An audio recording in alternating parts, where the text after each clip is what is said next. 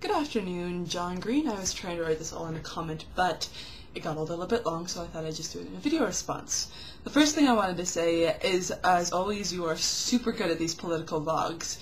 The first year when you started doing them, I was like, alright, whatever, he's eating peeps.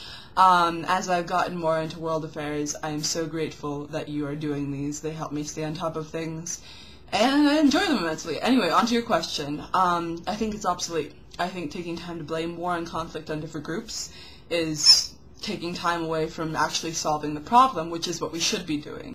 I feel that, as for solving it, everyone must speak for themselves, and by everyone I mean every country. Since I am a USA citizen, I can only speak for the state. I say that since we are extremely powerful and extremely wealthy, we have the obligation as a wealthy, powerful country to help out some of the most impoverished and inhospitable places. Like you were saying about Chad, it doesn't have roads, and that's basically why the war can't go on right now, is because the condition that it's in.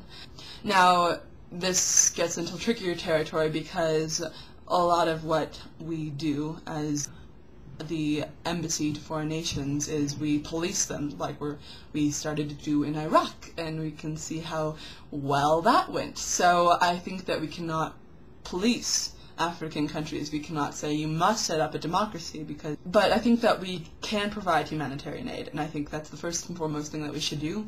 We as a country should be putting a lot more troops to provide humanitarian aid in Africa, and if not troops, I think we should be donating a lot more money to organizations like the United Nations that will be doing that. We can support the good governments, like you're talking about Northern Somalia, a really excellent government actually, but I don't think we can condemn governments that aren't working out. What we can condemn is the piracy going on there. But obviously, like you were saying, piracy in the long scheme of African troubles is not very big right now. So we can condemn it, but I think that the first and foremost thing we should do is provide humanitarian aid for these places.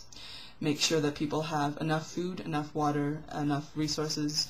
By providing the basic needs of people, I believe that that cuts down on conflict. Conflict arises when people do not have what they need. So, thank you as always for your videos, and I hope you like my response. Alright, good night.